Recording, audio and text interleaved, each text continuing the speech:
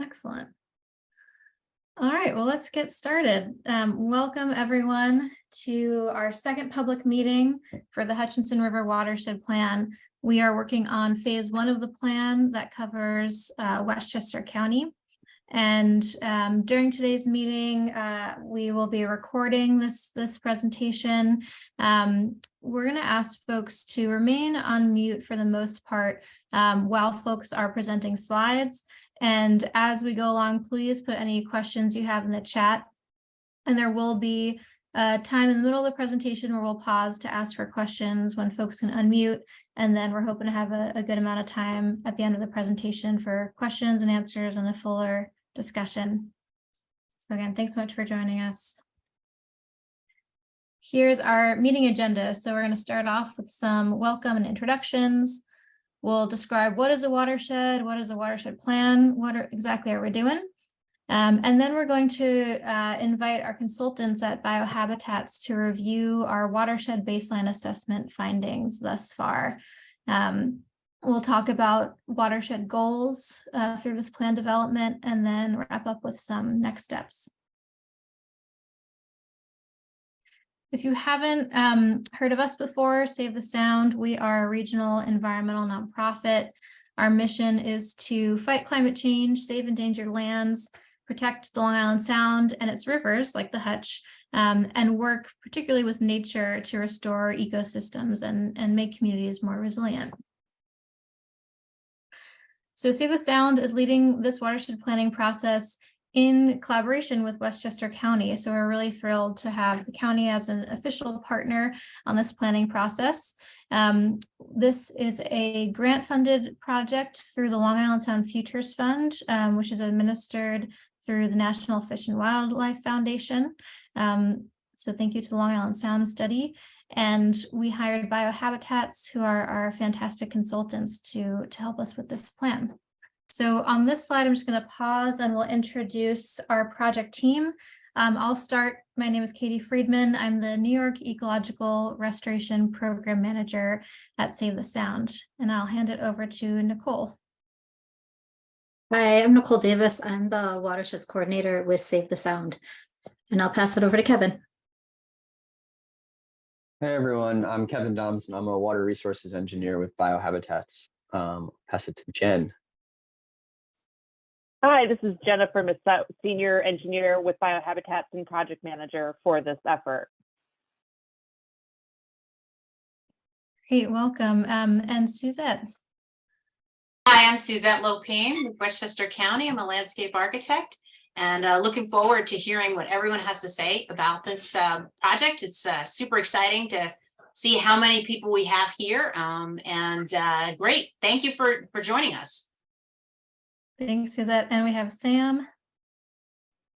Hi, everybody. I'm Sam Marquand. I'm the Clean Water Advocate with Save the Sound, working out of the Larchmont office. Great. And last but not least, we have Ellie. Hi, I'm Ellie Month. I am a water resource engineer with Biohabitats. Thanks so much, folks. And if you haven't already, please put your name in the chat along with your affiliation and your favorite animal, ideally that you can find along the Hutchinson River.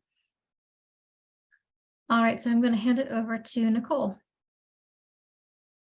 Thanks, Katie. Just before we really jump into the meat of the presentation and why we're here today, I just want to make sure that everyone's starting off on the same page. And really the whole reason we are here is to talk about the Hutchinson River watershed, which sounds fantastic, but if you don't know what a watershed is, it might feel a little daunting. And a watershed is really any body of or any area of land that drains to a water body. So it's the entire neighborhood, communities, lands, county that all drain to the Hutchinson River in this case. In this case, we have lakes and reservoirs and streams and an estuary, all that collect water from the same area. And no matter where you're standing in the world, you're standing in a watershed. It's where that raindrop wants to get to, that low point in the watershed. And one of the reasons we like to think about things from a watershed scale or this perspective is because water really doesn't recognize political boundaries. And so what everyone does in a watershed impacts those downstream from them. So trying to think about a watershed top to bottom really helps us prioritize actions and how we can really focus on water quality. And next slide, please, Katie. Sure, and I just was looking in the chat and really quickly wanted to thank our county executive, George Latimer, for joining us this evening. And thank you to any other elected officials on the line as well. And the whole reason that we're focusing on the Hutchinson River as a full watershed is that it's a river, the Hutchinson River, that has been impaired or identified as impaired by the New York State Department of Energy and Conservation, or Environment and Conservation, which basically means that water quality isn't meeting the parameters that they think they should. There's elevated bacteria, there's more grease and oil, and there's also nutrient demands that are lowering oxygen, so it's not available for the water for wildlife within the watershed. So looking at this body of water top to bottom and putting a plan together, it helps us look at what priorities need to be in the lower parts of the river, which tend to be more impaired, mainly because water flows downstream. So they're getting all of the stormwater and inputs that are coming in from the upstream communities, and thinking about how the upstream communities can start addressing some of the water quality issues that are happening within their geographic borders, to really benefit the entire watershed, not just the area directly in your backyard. There are 6 municipalities within the watershed, and the watershed also covers Westchester County and the Bronx. So there's kind of a number of political distributions throughout this watershed. And what's really notable about this planning process that we're putting together is we're following what's called the EPA 9-element process, which really kind of describes a set of goals and actions that need to be included in a plan. And next slide, please, Katie. And the reason that this, oh, I'm sorry, I jumped ahead. The whole reason we're doing this is to identify water quality issues, and really kind of put together a blueprint for how we can all work together to preserve water quality in this area. And looking at the 9-element watershed process, next slide, please, for real this time. We're kind of going to take these elements and make sure they're in a watershed plan. So it's something that's approved by both New York State and the EPA, which helps to open up some pots of money that wouldn't otherwise be available for grant opportunities. And the one thing that's really notable about this process is, although we recognize there are a lot of things that contribute to water quality impairments, the one thing that we are focusing on is non-point source pollution, and mainly from stormwater. We're looking at things that aren't piped or permitted going into the river, but kind of those other contributions. And it's really water that kind of unifies this process, because it's what brings everything to the river. So it's picking up any of the contaminants or fertilizers or bits from roadways and bringing them to the river, which is why we're using that as kind of the pollution source that we want to address. Now I'll hand it over to Kevin to talk about where we are in the watershed planning process, or in moving forward. Yeah, thanks, Nicole and Katie. So we are at the point where we have finished up the watershed baseline assessment. So this is really like the first phase of the watershed planning process. And so that's what we're looking forward to presenting to you all this evening, and going through how that's going to then inform the next few phases of the project. So where we're identifying watershed improvement opportunities and ultimately developing that watershed management plan. Yeah, Save the Sound has put together, we put together this schedule here, laying out those next steps, but really excited to present the findings from the watershed baseline assessment. And then I don't know, Nicole and Kate, if you all have any updates on the Bronx that you want to share, that's just maybe again being discussed further on. Yeah, thanks so much, Kevin. So like I said in the beginning, this current funding that we have covers phase 1 of the planning process in Westchester County. And we have been awarded funding thanks to New York State Assembly member Michael Benedetto to fund the second phase in the Bronx. The timing for that has not been set, however. We are hoping to have the Bronx portion wrapped up by July of 2024 and have the full watershed plan that includes both Westchester and the Bronx completed by thank you for going through and putting those numbers. Great. Thanks, Katie. So we're presenting on the findings from the Hutchinson River Watershed Baseline Assessment, and Jennifer, Ellie, and I are very excited to be working on this watershed plan. I think it's interesting. Ellie grew up in this watershed. Jennifer worked on the Bronx River watershed plan a while back. And my first water resource engineering job out of college was citing green infrastructure in the Bronx portion of the Hutchinson River. So yeah, like it's very exciting to dive into detail on some of the elements of the Hutchinson River and present them to you today and see how that's moving forward. So you can go to the next slide, Katie. Yeah, so this is an outline of our presentation. We'll talk through some of the physical elements and conditions that we looked at as part of this baseline assessment, discuss what a baseline assessment is, dive into a little bit of detail on the current water quality conditions of the Hutchinson River watershed, because like Nicole said, that's really the focus of this watershed plan. And then we'll describe a process that we employed called a comparative subwatershed analysis, which is really guiding the next steps moving forward of how we're identifying the types of watershed improvement opportunities that we're putting out there and where we're proposing them. And then we'll review with you all, and hopefully it creates some discussion, what the watershed goals are, and discuss next steps. So a watershed baseline assessment is basically the first step in the watershed planning process, where we're trying to characterize the existing conditions of a watershed. In this case, it's the Westchester County portion of the Hutch. Like Nicole said, the focus of this watershed plan is on stormwater runoff. And so we're looking to identify the causes of the water impairment that put it on the 303D list that are being caused by stormwater runoff.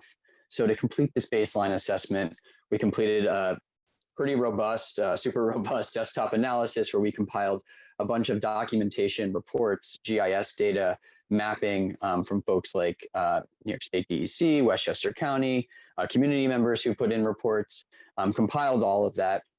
We also completed a windshield survey. So we drove all throughout the watershed to really get a feel for what the watershed landscape is like, what are the different areas like, begin to identify some problem areas, maybe some areas for opportunity. And then because the focus of this plan is on water quality, we developed a pollutant load model that begins to quantify the water quality and pollution measures that we're looking at to really drive this watershed plan. And then, like I said, the comparative subwatershed analysis pulls all that together to guide us in the next phase as we're developing recommendations for the Hutch. So I guess just taking a step back, we looked at the history of the Hutchinson River and the Hutchinson River watershed. So, originally this area was inhabited by Native Americans of the Algonquin-speaking Lenape. Of course, being close to New York City and being right on a water body, it was pretty quickly developed once Europeans settled in and around New York. And that continued up through the 1800s and into the 20th century as this area became quite industrialized during the Industrial Revolution, with access to shipping and all the industry occurring along the water. And then moving into the 20th century, as car culture expanded, you had the Hutchinson River Parkway put in, you had all the highways and roads, and that really increased accessibility to this area and led to a lot of the development we see in the watershed, which is driving a lot of the challenges that we're looking to address through this plan.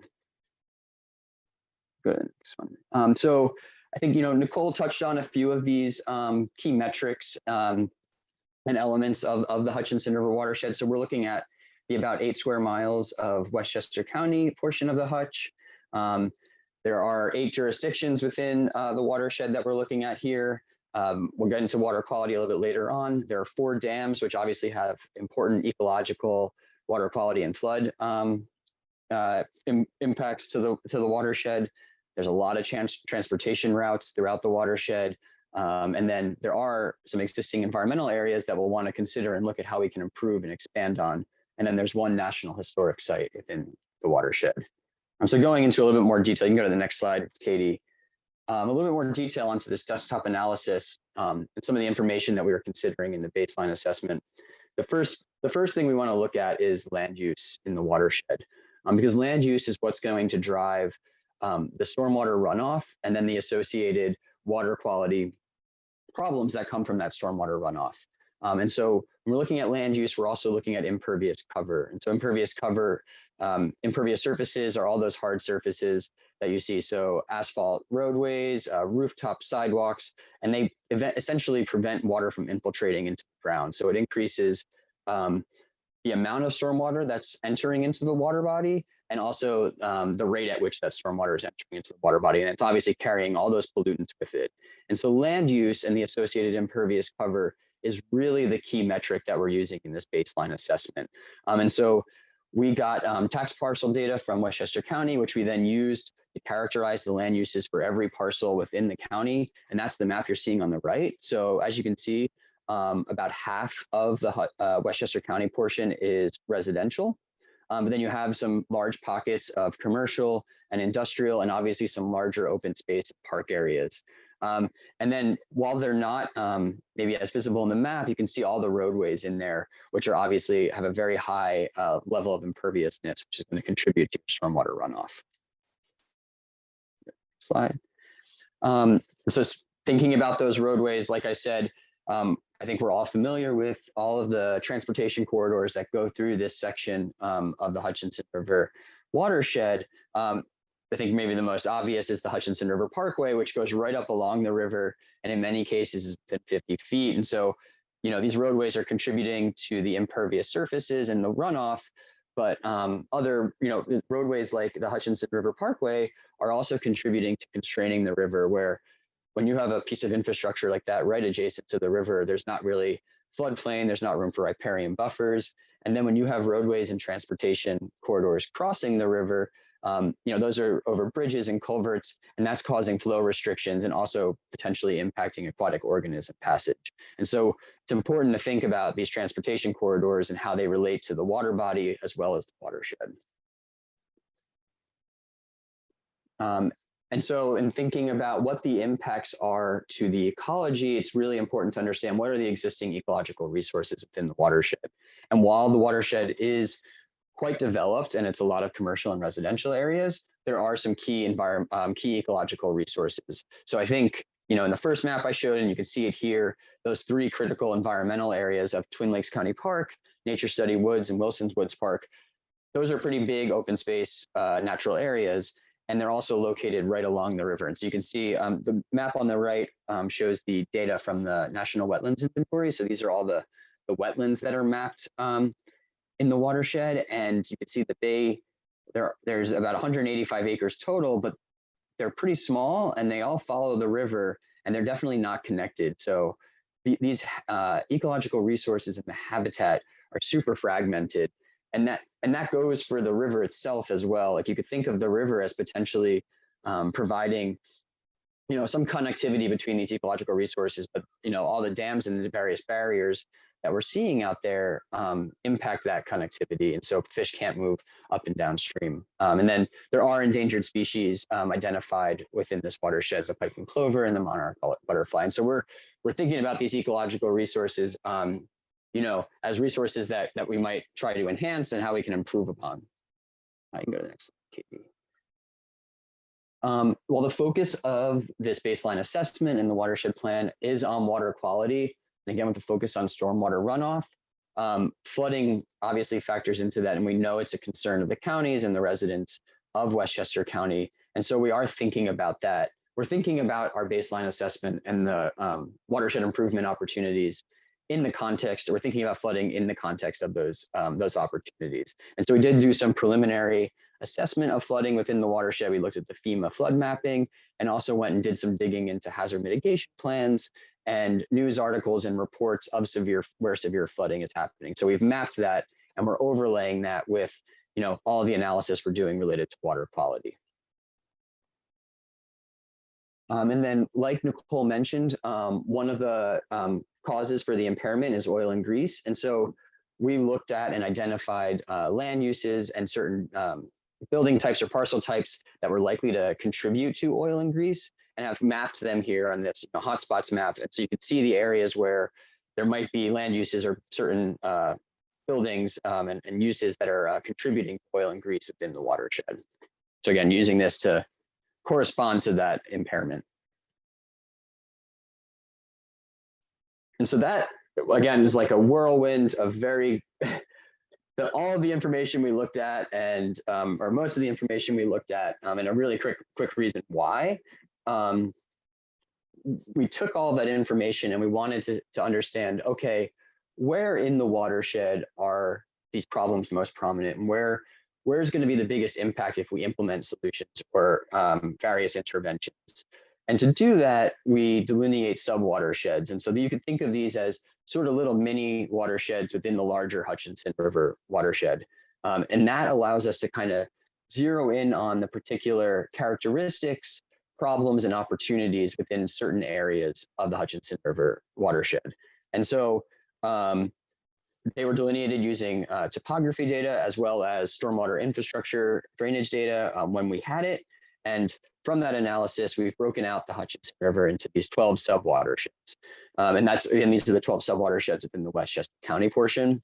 And this delineation, or these sub-watersheds, are how we're thinking about all of the data that I just talked about and how we're analyzing it moving forward to identify, again, problem areas and areas for opportunity moving forward. And so that's what we'll kind of be touching on in the next few sections.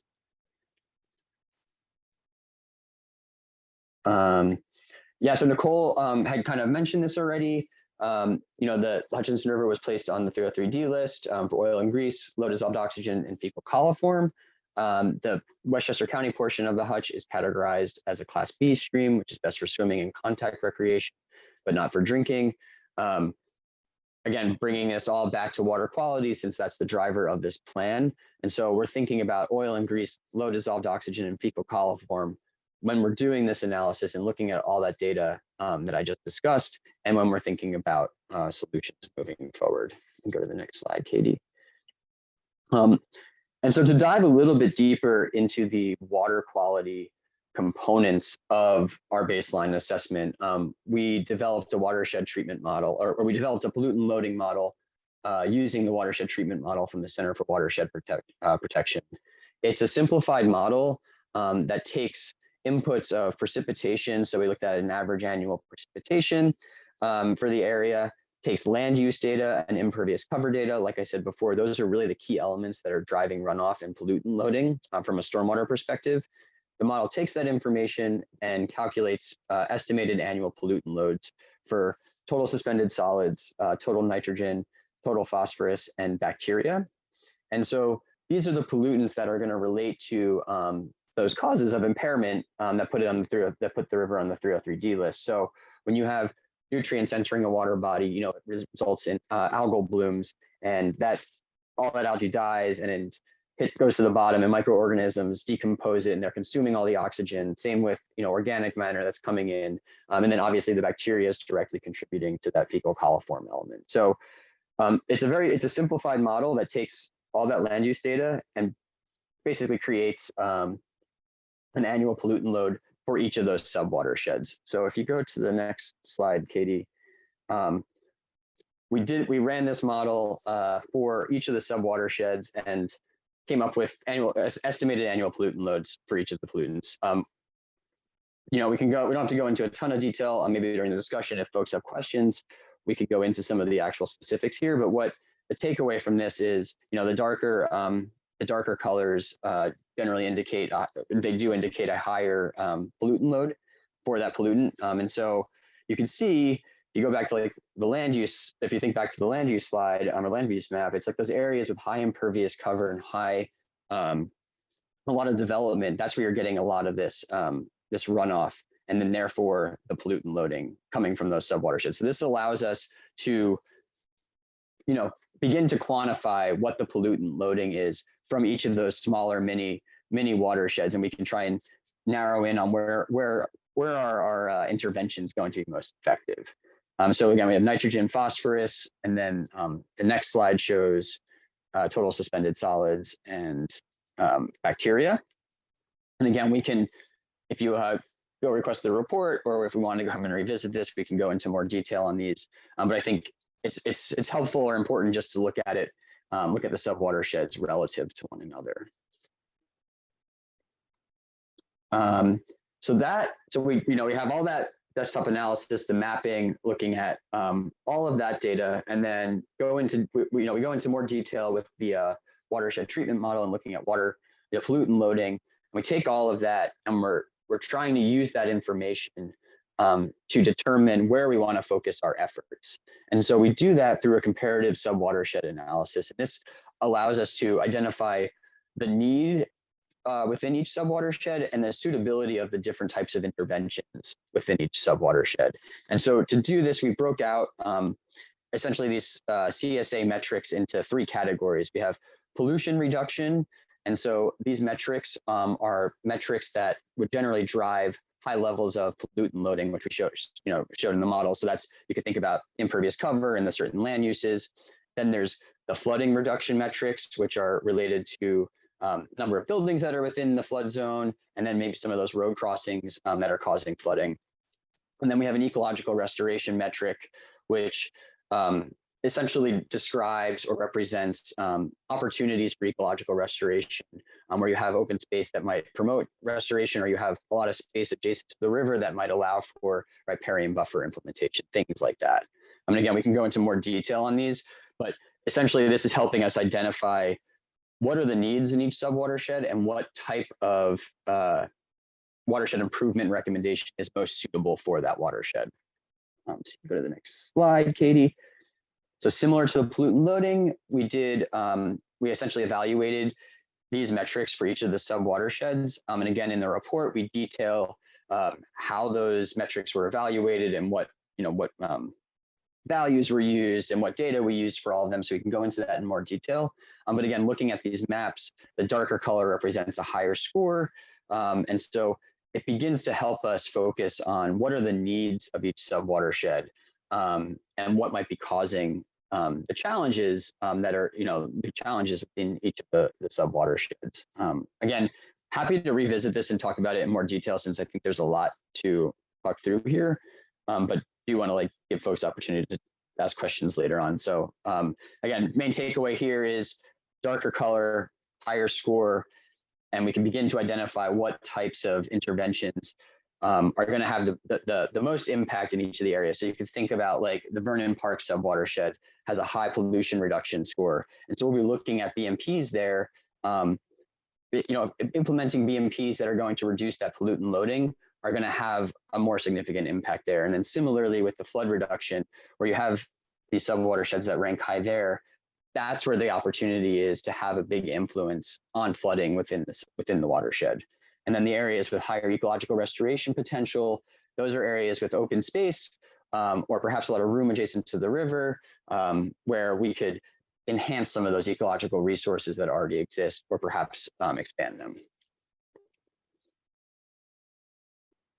And so to further help refine that selection process or prioritization, we also categorized each subwatershed. And the idea here is similar. We're not going to be able to come up with watershed improvement opportunities or best management practices for every piece, every small little drainage area within the Hutchinson River watershed. And so by having those different metrics, the different categories, pollution, flooding, and ecological, and then categorizing each of these subwatersheds into 4 categories, we looked at essentially what are the existing conditions of the subwatersheds, and we grouped them into the 4 categories based on that. So you have medium density residential areas, areas that are subwatersheds that have larger water bodies, so most of your reservoirs and your lakes or parkland, and then areas that have steep topography and are more dense residential areas, and then more heavy industrialized areas. And this is just essentially how the subwatersheds broke out based on the land use and existing topography and existing features. And the idea here is that similar best management practices or watershed improvement opportunities would be applicable to watersheds within the same category. So we could identify a pollution reduction strategy in a medium density residential area in one subwatershed, and that might be then applicable to another subwatershed. And we can begin to sort of be deliberate in the types of interventions we're proposing and where we're proposing them, so that we can then apply that across the whole watershed. Go to the next slide. And so that's kind of like the end. That's essentially where the baseline assessment ends. And so it gives us all the information that we're using to analyze the watershed, and then also begin to think about solutions. And so the sub-watershed characterization and the CSA give us the framework essentially that we're going to be using moving into the next phase, where we develop the watershed improvement recommendations and opportunities. And so that summarizes the baseline assessment. Again, there's a bit more detail in the actual report if you want to read through it. I'll hand it off to Katie in a second. We submitted that to Save the Sound, Westchester County.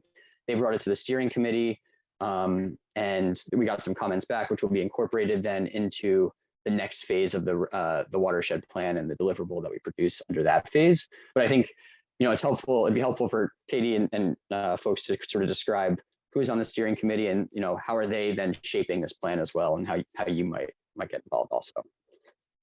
Sure, thanks, Kevin. Yeah, appreciate that part of the presentation. It's a lot of information to digest, so we're excited to chat with you all more about that.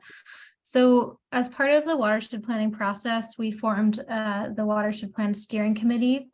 This is a group currently at 43 members, very exciting. And folks who are on the steering committee represent the municipalities within the watershed, advisory boards like sustainability boards, critical, partner nonprofits like the Hutchinson River Restoration Project, state, like the New York State Department of Environmental Conservation and other federal partners, and then just individuals within the watershed who are really interested in this work.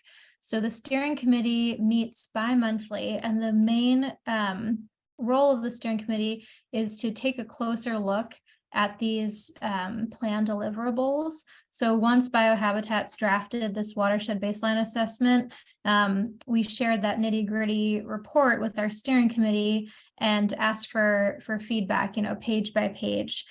So if that is something you're interested in, if you're interested in taking a deeper dive, pun intended, into the development of this plan, we welcome you to join our steering committee. Towards the end of this presentation, we'll have a slide where it just says to email us at our project email address. And so we met first in January, where we talked about this watershed baseline assessment. We provided the draft to the steering committee, and they were really fantastic about getting their comments back to us. And to summarize what those comments were, so sort of the high-level summary, these are technical concepts, right? So there's comments about clarifying what some of these technical terms mean and concepts mean for a broader audience. Adding some additional maps. So we were glad to see Biohabitats include that land cover map that you saw. We're also asking for an impervious cover map to show those hard surfaces. There's some data that can be incorporated into this planning process. An example is we were working off of national wetland inventory data, but there's New York State regulated wetland data. That's just one example.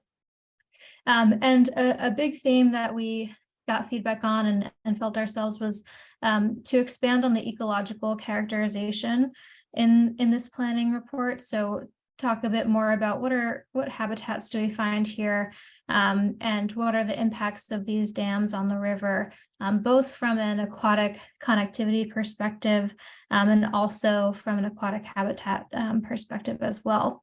And then another big theme was, we have a lot of information about the geography of the watershed, about water quality, and there's a real need to include socioeconomic and demographic information in this baseline assessment, explaining and describing the different communities within the watershed and recognizing, the history of environmental injustice that many of these communities have faced, especially compared to others. So we're really excited to have received this helpful feedback from the steering committee, and have shared that feedback with Biohabitats. And like Kevin said, they're starting to incorporate those updates into the watershed baseline assessment, which will be the first chapter essentially of the watershed plan. And we're asking for feedback on this assessment now. And as we continue through this planning process, we want to continue to hear your thoughts. So I don't want anyone to feel like, oh, I missed the deadline to comment on this important plan. We really want to make sure that this is ends up being a plan that's implementable and really useful to everyone in the community and within these municipalities. And I'll turn it back to you guys.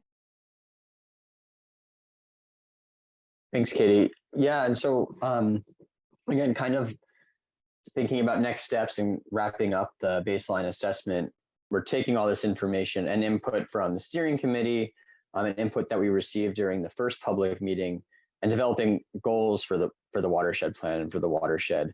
And so what we've listed here, and this is in coordination with Save the Sound, Westchester County, and the steering committee. You know, water quality, habitat, river access, and educational opportunities are what have come up as the watershed goals that were identified. And here's a screenshot, or an example of the one of the boards that Save the Sound created and put up during the first public meeting. And you can see these the water quality. You can see how these categories all kind of include these larger or more specific goals and desires from the community for the Hutchinson River. And so that's, again, I think something that we're going to continue to talk with Save the Sound about, but I think there's generally what folks want to see out there does seem like it would fall under each of these categories. Thanks, Kevin. Yeah, and during our discussion today, or if you want to put it in the chat, let us know what you think about these 4 goals. These definitely, like Kevin said, emerged to us from our first public meeting and from conversations with the steering committee. So definitely let us know what you think as they guide the plan. Yeah, and so I think we're sort of talking like larger next steps, but I think for the in terms of the development of the watershed plan. We have developed the watershed baseline assessment, and the next step, like I said, is taking all that information and beginning to identify and evaluate the watershed improvement opportunities. So looking at best management practices, restoration opportunities, green infrastructure, all of those recommendations and opportunities and interventions that'll help us meet the watershed goals that we just talked about. And so we're going to do that through field assessments. We're going to go out and identify areas where these opportunities exist, and then we're going to prioritize that and package it up so that Save the Sound in Westchester County and municipalities and other organizations take it and then move forward and apply for funding to implement some of those projects. And then that'll all come together, like Katie said, into the watershed management plan, which will then ultimately incorporate the Bronx portion next year.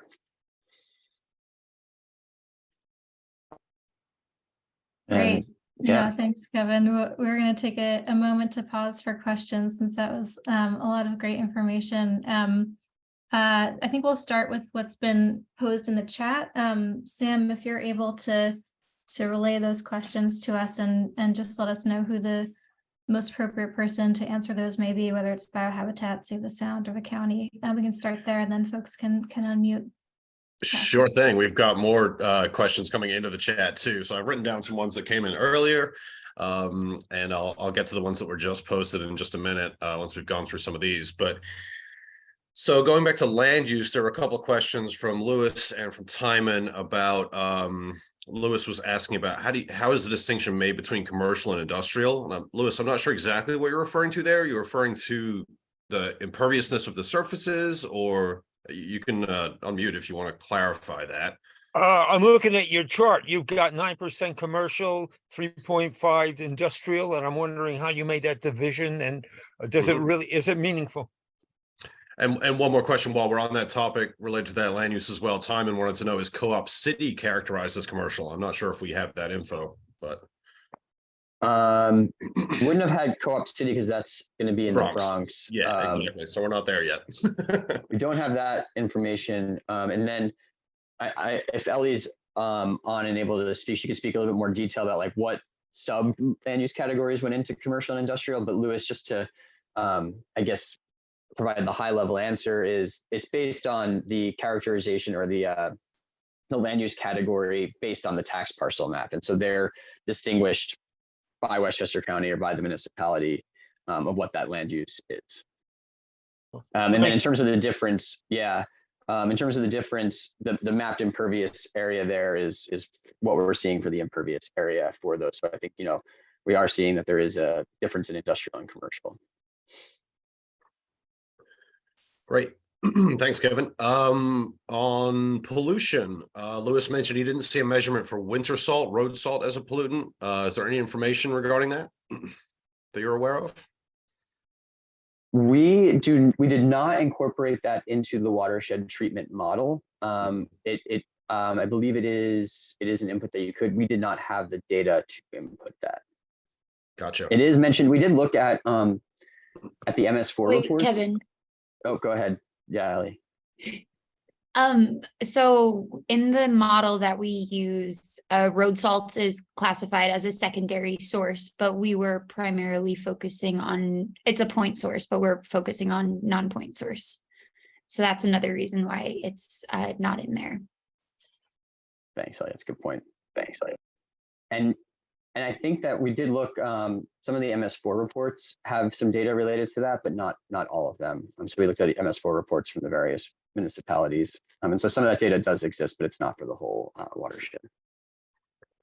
And one more question on that topic. This is related to runoff.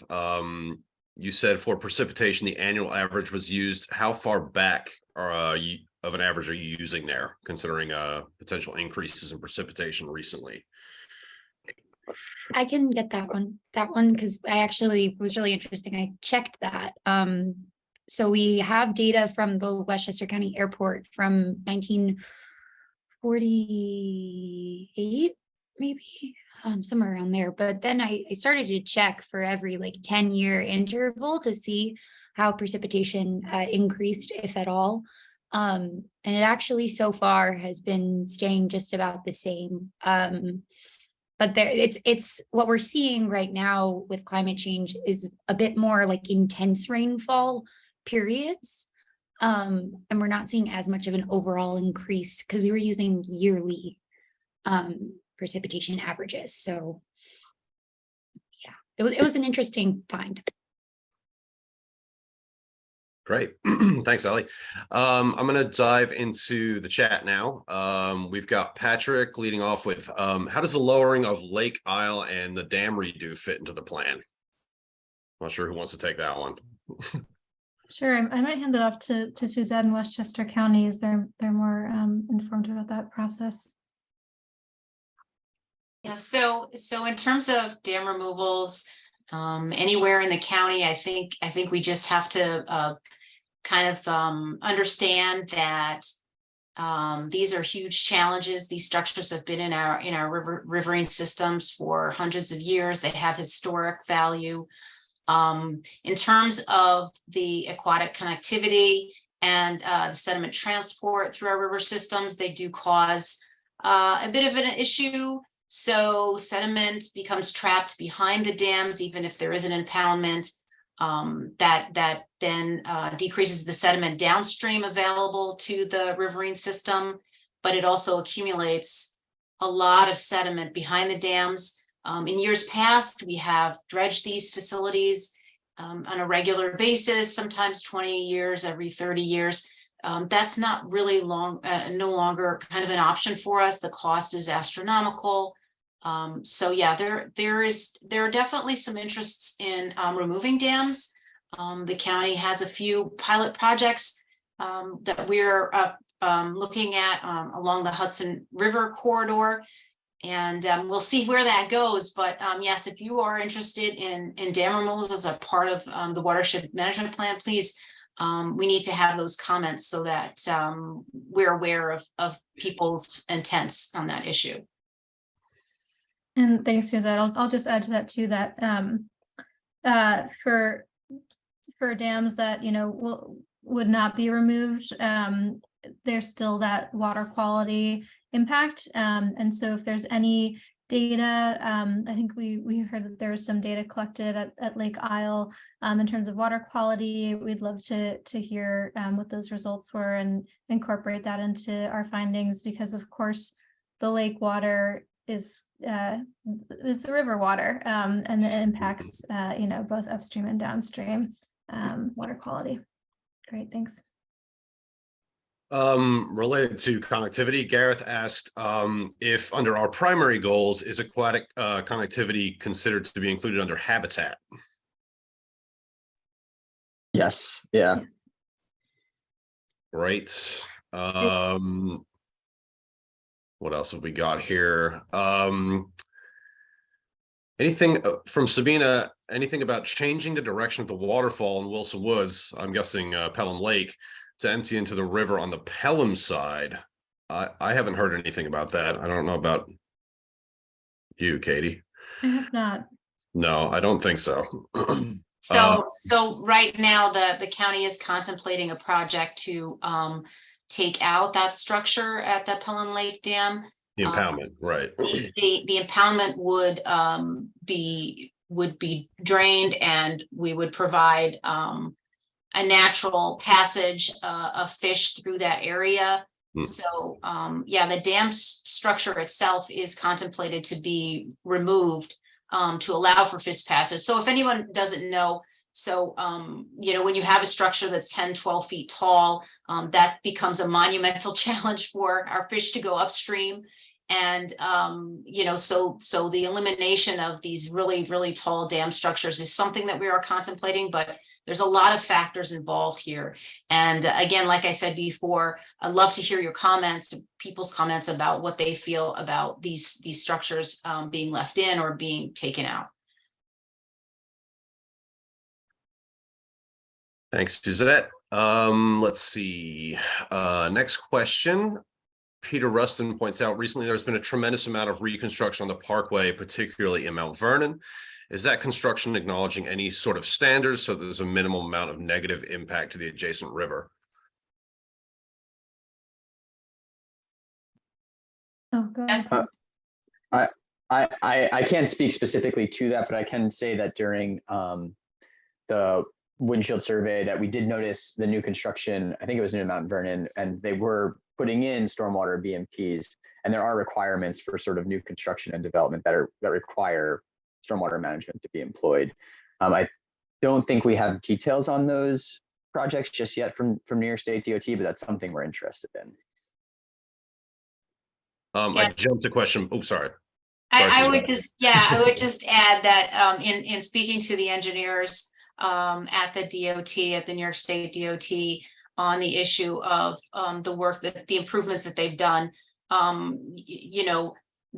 they're looking at trying to prevent and or reduce the amount of flooding that occurs on the roadway, and while also incorporating in best management practices. So, I think they've tried to do that, but as we all know, there are some areas that are heavily impacted by flooding, especially this flashy flooding that we're getting. So just to Ellie's point about that, I would just say, in terms of when I do the calculations to figure out what size to make these practices to store floodwaters, what we've noticed is that our storms along the coast have become less drizzly type of storms, which was always the case. They've become much more flashy. So the water just comes all down at once, and our drainage systems can't handle it. So, that's going to be a challenge for us moving forward. All right. I do have one more question that I accidentally jumped over. Sorry about that. Another one from Gareth. Where does the oil and grease concentration data come from? Gareth, the concentration data, is that the map where we show the hotspots? The map with the hotspot. Yeah, hotspot exactly. map. Yes. So that comes from, I guess, Ellie, if you want to take that one, you did this analysis of exactly what data we looked at, but it is really, yeah, I'll let you take it. Yeah, I haven't seen that before. I was happy to see it. Yeah, so that came from using both land use and then also looking at specific. So like the land use, what we first did was we looked at the ones that were commercial and industrial, and then from there we kind of dug deeper into the second sub land use categories. So if they were laundromats, if they were certain gas stations, car washes, and from there, so we did that, and then also did a bit of Google Maps work, Googling in general to find any additional types of oil and grease. It's very high level. There's a lot of information that we are missing. But it is telling enough that then when Kevin and I went and did the windshield survey, and we were driving around the area near Sprague Terminal and the canal down in Mount Vernon, there were lots of industrial areas, lots of car washes, things like that. So that's kind of what we were looking at. You can see kind of on the cusp of Eastchester on Post Road up by Scarsdale and Lake Innisfree. Again, there's a bunch of like auto shops and things like that. So that's mainly what we were looking at. And it's just it's relative density on this map. Great, thank you. Question from Kristen Hutchins about will failing infrastructure, IG outdated catch basins be considered in flooding reduction metrics? We are not considering that right now. I think if there were data that we could use to sort of quantify that or look at that, I think that would be very useful for flooding, and then for also mapping purposes and identifying priority areas. That's not currently being considered because I don't think we have the data to do that.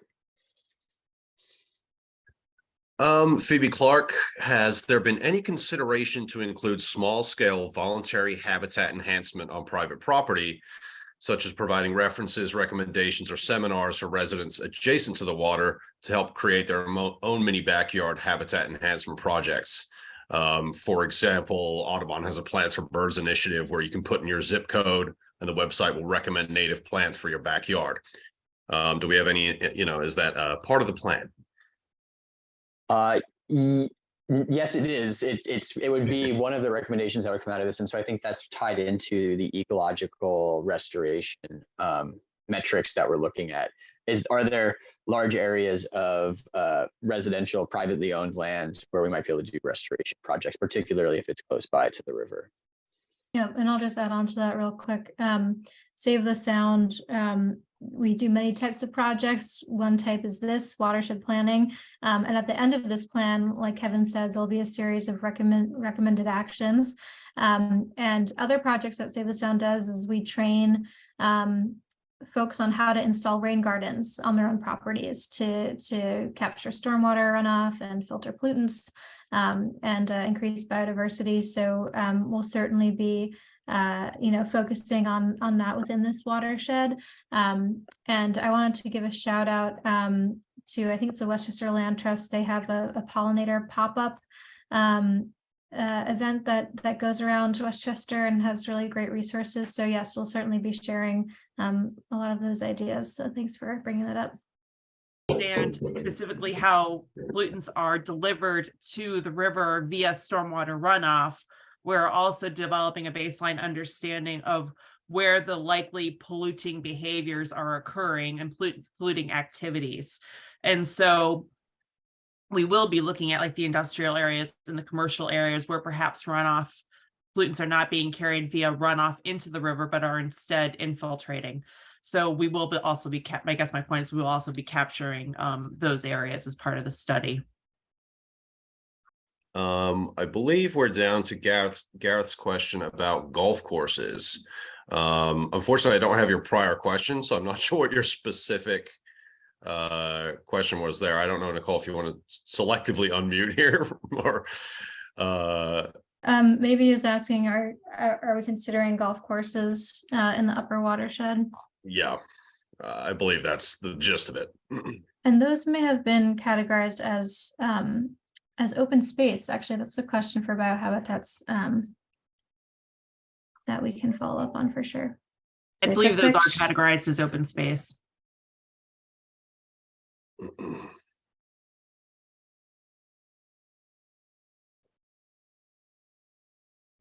Let's see. So Sabina mentions that Mount Vernon was fined as a city. But how do we police people coming in and polluting the river? Also, of course, Mount Vernon was sued by Department of Justice and so forth. So how do you stop people from coming and polluting the river?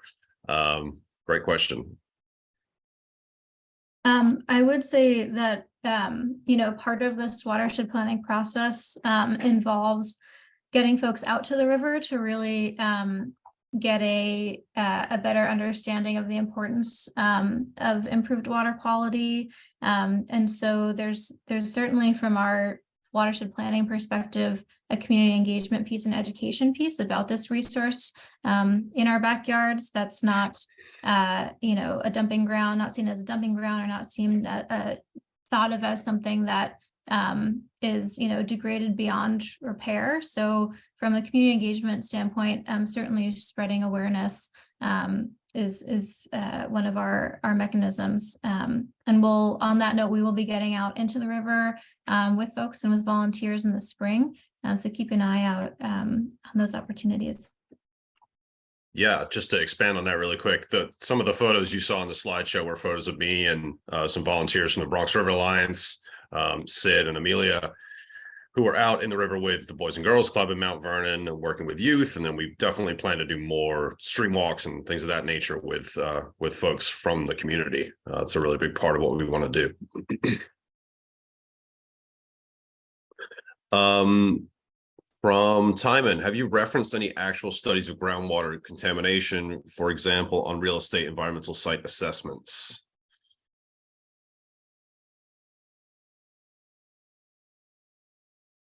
I can try to jump in, and also if we could take Kevin Downs off mute. Oh, that's a good point. So we have not dug into that level of detail in regards to groundwater contamination. And we could take Ellie off mute too, please. I don't know who's doing that. Will do.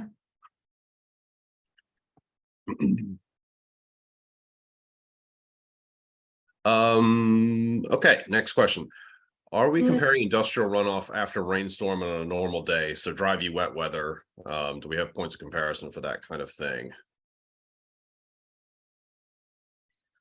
So I'll speak to, I guess how we're looking at it from the modeling perspective is we're looking at annual runoff, cumulative annual runoff. So we're not looking at rain events versus dry days, but I don't know if Save the Sound, if you want to speak to some of your monitoring work related to that. There are some correlations in terms of what we do around bacteria work, fecal indicator bacteria work. But we sample, we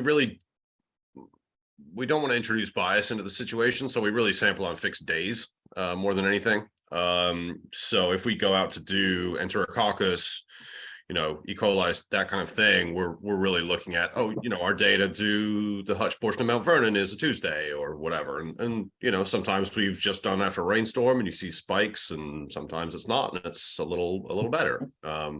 We like to see the full range. So keeping sampling days consistent and times consistent is the best way to sort of remove bias, I think, from the equation, and not just go sampling after like the really heavy rainfalls or things like that.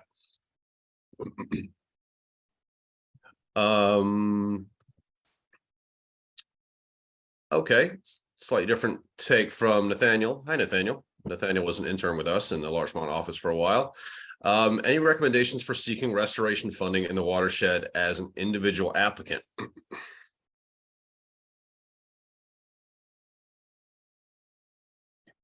A good question. It is something that we're going to explore as part of the watershed planning process as potential funding sources. I'm not as familiar with funding mechanisms in New York. So Nathaniel, we'll put that on a list. And as we kind of come up with ideas, we'll ask around and see what we can find out for you.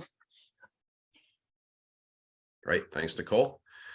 I think actually, yeah, Nicole, that's you're sorry, just to expand on that. I think we will, like you said, Nicole, we'll identify some of those funding sources as part of the plan. I have some off the top of my head, but we would have descriptions of those funding sources and where they might be applicable. And so if it's like an individual homeowner or something like that, that would be identified. Great. We do have one more question around precipitation from Mark Kramer. how sensitive is the model to the average annual precipitation value chosen? I mean, Interesting question. I mean, I guess that it's sensitive to it, but it's kind of, this is kind of watershed science. So we did, we're fairly confident in the data that was used for that. I also think, so it's like obviously it's directly related, but I also think the really what we're trying to get out of that watershed treatment model too is a comparison between the sub watersheds as well, and so that provides, I think there's some sensitivity to it, but yeah, it's a vetted model that's used for this application all over. Right. We have a question on nutrient loading. Do you plan to measure nitrogen and phosphorus loading in the river before, during, and after the spring landscaping season? It would be great to have such real life data. So I think in terms of this watershed planning process, we won't be collecting data. However, I will say that Save the Sound has a new exciting laboratory, and we are able to now ourselves analyze nutrient data. And so we're starting to do that more and more. Although it's not part of this particular planning process, it's something that we're certainly interested in. And we have another question from Lewis, who has had to retype his question a bunch of times. So maybe we can take him off mute and let him ask. I believe his question's gotten lost in the many chats. Go ahead, Lewis. Well, thank you so much. I had two questions. They were partially related to each other originally. The first one, at the start of the presentation, you indicated that the water quality was assumed to be swimmable, and yet this is an impaired stream, and I don't quite see how that comes about. That was the first question. And the second question, has any spots been located on the river that you think would pose a significant health problem to the community? Would you like me to respond to the first part of the question, which is the swimmable versus impaired? So yeah, I think that is, of course, regulators don't make things crystal clear, but essentially the stream is the river is classified as swimmable because of the size and the location, and it should be swimmable, but it's not swimmable. Therefore, it's considered impaired, if that makes sense.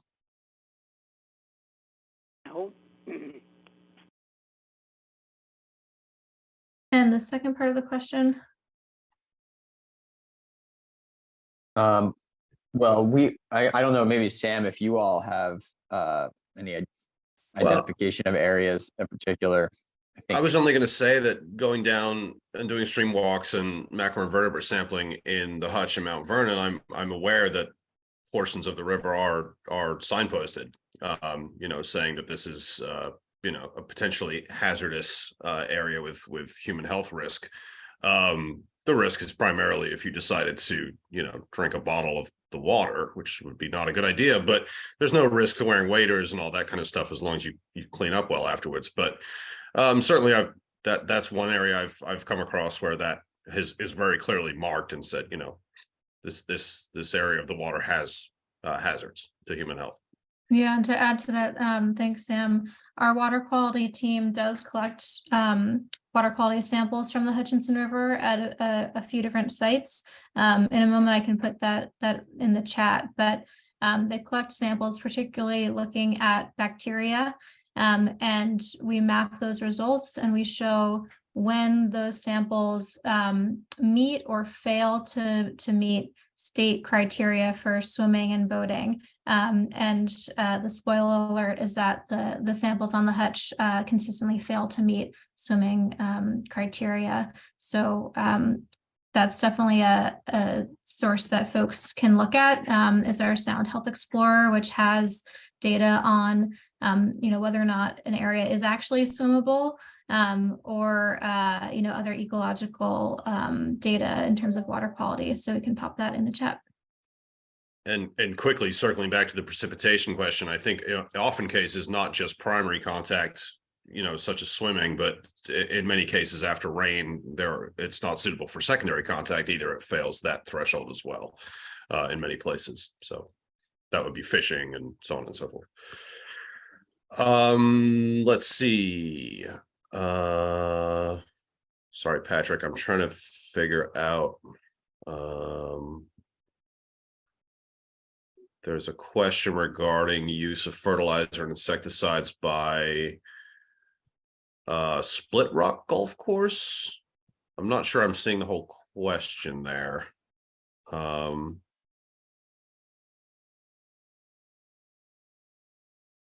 we want to let Patrick off mute really quick? Patrick Gannon, just because I'm not Sure. sure. I think that and I could be wrong, I'll find you, Patrick, put you off mute, but I'm pretty sure that's in the Bronx, which is not, we haven't gotten to yet in this planning process, but let me allow you to unmute. All right, you should be allowed to unmute. If you wanted to expand on that. Hello. Hi, we can hear you. Okay, so there's two sides to that golf course. It is in the Bronx, but it's riverside for quite a long stretch. And we all know that you have to keep that grass in a golf course in really good condition. So we all know that they're using insecticides and fertilizer, but if they have any golf course, I'm not just fingering this particular one, but they are hesitant to share that kind of information. So that's where that question is coming from, because it washes right down into the river when there's a rainstorm yet again. And there's the Hutchinson River Parkway right there in the middle, but that doesn't make any difference at all. You got total wash off from a golf course. And my question was, how could you and are you considering putting that into the plan? Thanks, Patrick. So that particular golf course is yeah, thanks for clarifying. That's in the Bronx, so it's not called out in this plan. We did touch on that before, right, on golf courses and being considered open space. Is there anything to add from Biohabitat's perspective on runoff from golf courses? So it certainly is a concern. What we would typically, again, we're just getting in, haven't started our field evaluations yet. But for golf courses, it's unlikely that golf courses are going to give up the chemicals that they need to keep their grasses green. However, what we have done in the past is try to work with them to implement stormwater treatment practices, and vegetated buffers and bioretention cells and green infrastructure to provide treatment on site of the golf course so that those contaminants are not running off into the river. Thanks. I think we're caught up. Feel free to raise your hand if I've missed you. If I have, I'm sorry, but I think I got everybody. Sam, you may have asked this already, I apologize. Someone asked if annual precipitation was 10 or 20% higher, would your results also change by 10 to 20% in direct proportion? Was that asked already? I don't think so. Good catch. And Jennifer, you're shaking your head. No, correct. Yes, I am shaking my head. No. Okay. And then Phoebe had a new grant tool. Thank you for the comment about DEC's Trees for Tribs program. Yep, that's a great resource. And some comments about some sewage pipes. All right. Is there any way the study could recommend the refurbishment of the stream gauge? Are you, Gareth, I assume you're referring to USGS stream gauge? And I'm happy to say I don't have detail on that gauge right now, but USGS has joined our steering committee. So during our next steering committee meeting, I know you've joined as well. Definitely please pose that to the group and to USGS to see what the status is of that and potential opportunities. Yeah. And we have one, what role do catch basins play in filtering and cleaning water? I've heard from my village manager that green infrastructure is nice to have, but expresses full support of building and cleaning catch basins. Yeah, I'm happy to chime in, but if others have thoughts on catch basin maintenance and its importance, feel free. I'm happy to talk about. There's a lot of different designs of catch basins, so it's hard to hard to kind of generalize like that. I mean, I think typically catch basins do a job in terms of catching. They can catch like floatables and sediment, but they are not providing water quality treatment typically. Yeah.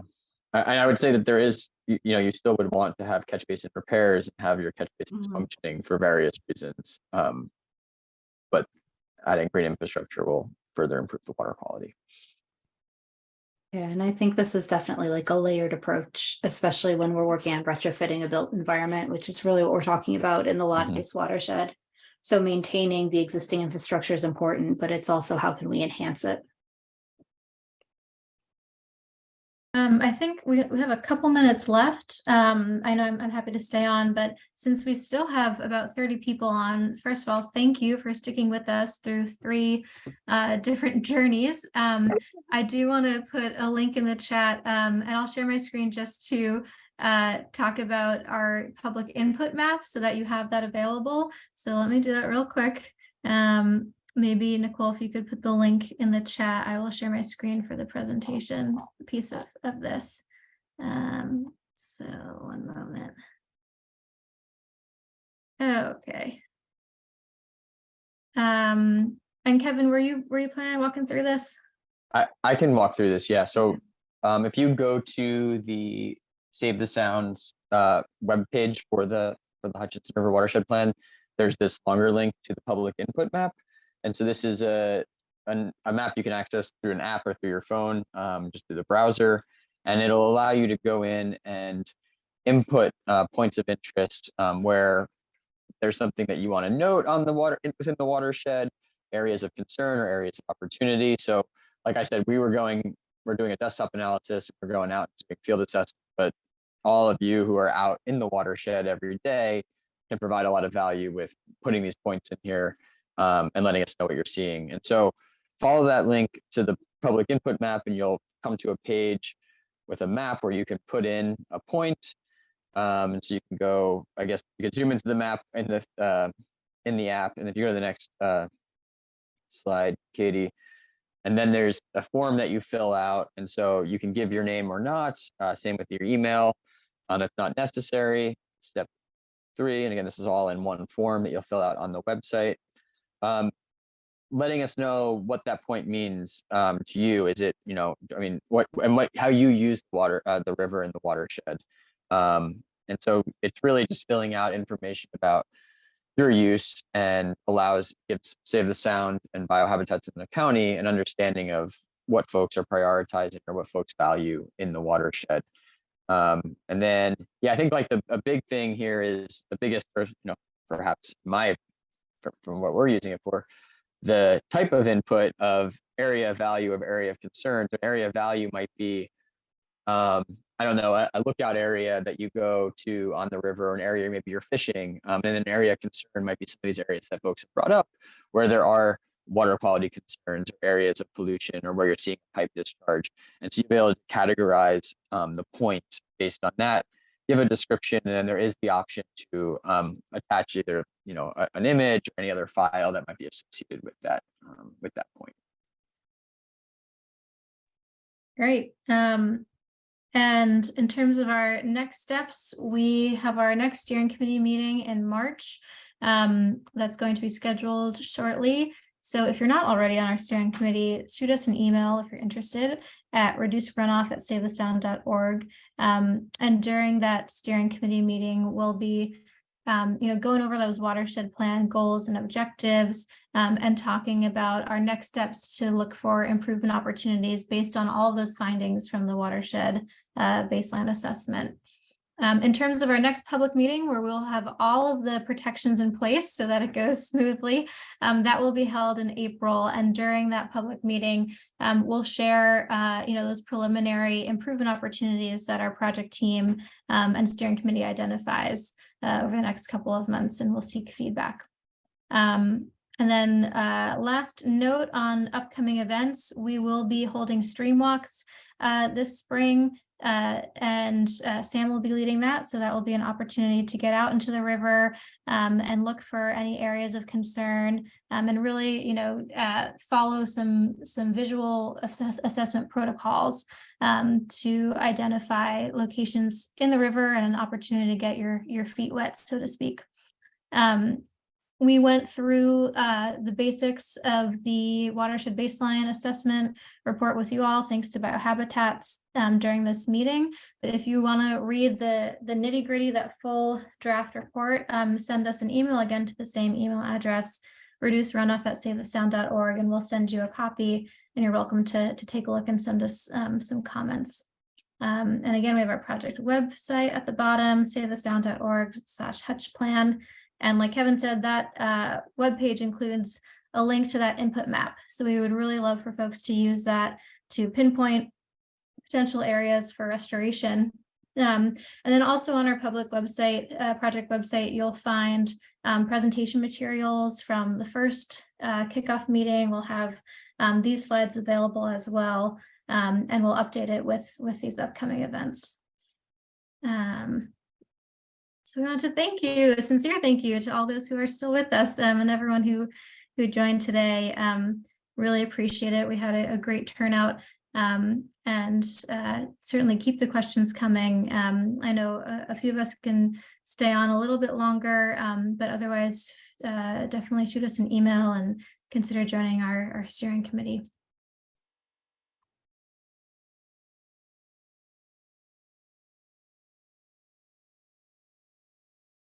And I'll stop for a moment to see if there's any more questions.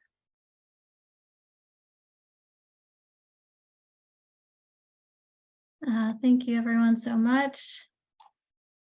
And we will be sharing an edited version of the recording with you all and the original slides from this presentation. So thank you again for sticking with us. Really appreciate it.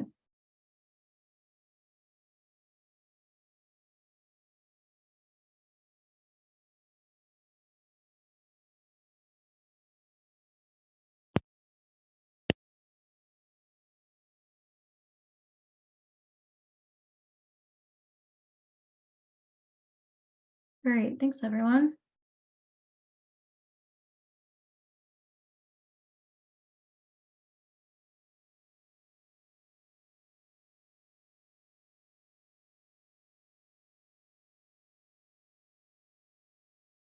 And for those still on the line, if you had any questions, please put them in the chat. Gareth and Patrick both mentioned the grant Mount Vernon got for sewer infrastructure improvements, and curious about the status. I'm not 100% up to date on that, to be quite honest with you. I know that the big grant came in, and it's a terrific start. It's not going to address anywhere near the whole problem. The infrastructure is very, very old. But it's a great start, and the administration there, the new administration there, is really committed to getting things done. And I think we certainly are in touch with that administration and letting them know what their opportunities are to get more funding to continue that process. Yeah, thanks, Sam. And I'll say too that we have municipal staff from Mount Vernon on the steering committee. And so we will certainly ask them, as others have said, this plan is focused on non-point source pollution, whereas the funding that they got is to improve and reduce the point source pollution entering the Hutch. That being said, there is a lot of interest in this work and in that point source pollution. So we'll be including, references to that in the planning process itself. So Gareth and Patrick, happy to connect you with folks in Mount Vernon during our next steering committee meeting and get some updates from them themselves. And I see Jane Curtis just wrote some new employees have been hired to begin the process in Mount Vernon, which is fantastic. Yeah, and just for everyone that's still on the line, since I recognize all of the names, I've made it so people can unmute themselves if there's something they want to actually say. Thanks, Nicole. Taking the risk. Any other questions? Can I just interject in saying that this is a subject that's always on the agenda? Jane and I are members of the Hutchinson River Restoration Project, and it's almost like we're talking to ourselves. And we've never, and Jane is so connected in Mount Vernon, right, Jane? Are you still there? And so I think, we are just dying to know at least the vestiges, the preliminary timeline, so that we can hang our hat on something. But so far, we have heard nothing. That's really good to know. I wonder too, I wish we had Suzette on the line still from Westchester County who may be a bit more tapped into that. So I'm sorry that we don't have the most recent status update to give today, but we certainly are making more and more connections with folks in Mount Vernon and can continue to ask. Yeah. Okay. Yes, and Patrick, I am still here. We have not been receiving much public information about what's going on. The new employee hires are from the city council's agenda for the past week, but it's not clear, who the point people are that are in charge of the process, and that's something that it would be good to know. We do know that several of the Mount Vernon Planning Department representatives are on the task force, on the steering committee. So perhaps they will either have information or could direct us to someone who does. That's great. I was just going to check to see our double check our steering committee representatives from Mount Vernon, just to see who we got in case this rings a bell to you. We have, the planning commissioner, James Rouse. We have the associate commissioner of planning, so planning department folks on board. And then we also had received, a lot of interest from the mayor of Mount Vernon, and I'm going to try to set up a time to meet with her. She wasn't able to join the most recent steering committee meeting, but that will certainly be a question that we can ask is, who are the right point people for those updates. Yeah, thanks for that. Yeah, I think it must be someone in the Department of Public Works, but I'm not certain who. That makes sense. Ty? Hi, everybody. Thank you so much for this excellent work. I'm really excited about this project. Last year, I met with Lynn Jablowski of the Department of Transportation and Eileen Hainsley. I believe that she's in Kingston. She's an ecological, consultant for the DOT. And we met on site for a roadside habitat project at exit 4 of the Hutchinson River Parkway that goes northbound exit to Boston Post Road. So then we, in May, we removed 6,000 square feet of grass and we planted 270 bruscopolinum kind of along the berm over hillside. And then we just covered an additional 7,000 square feet of grass, which we removed, and then covered it with black plastic, and we're going to be seeding that in spring. When they started work on the Lincoln Avenue Bridge, I did reach out to the DOT about including a more dense habitat in addition to the trees that they put there. And Lynn Jablowski, who is the engineer for this region, is very much on board, but has very, very few resources. Her main concern, as she puts it to me, is that she wants to keep people alive on the Hutch. And I did get a response from the contractor that they're working with at the exit, Lincoln Avenue exit. And he said that they planted 400 trees there, which is great, but there's still an incredible amount of grass that's still, along with I can see that they put in some rickrack and maybe some other types of stormwater management catchment systems, But I do think that there's so much room, especially through the DEC wildlife habitat packages and their seedling programs, to just do some roadside habitat or riverside habitat planting there as well. So I would love for Save the Sound possibly to try to get in on the volunteers there as well. I mean, Pelham Manor and Village of Pelham is pretty small, and these initiatives have been quite Herculean for me personally. But we are, I think what we're doing on Exit 4 will be a good model and something that I really envision being able to take this very simple restoration, ecosystem restoration practice and just do it alongside the Hutchinson River, you know, in lots of different spaces. That's fantastic. Yeah. Thank you for sharing that. I'll say we'd love to do a site visit with you to see that work, you know, and think about, you know, helping to support the expansion.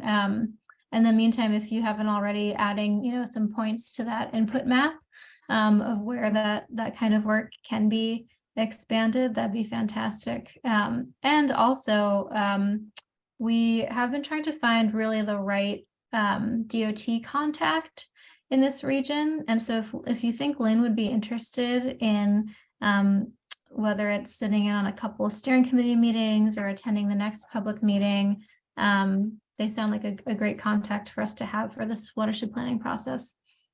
I think so, absolutely.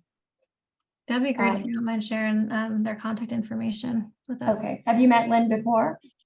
No. Okay, perfect. Great.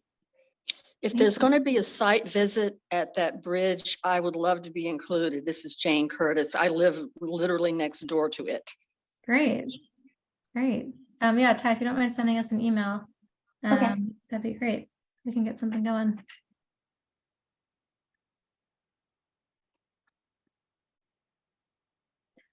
Excellent. Any other thoughts before we close?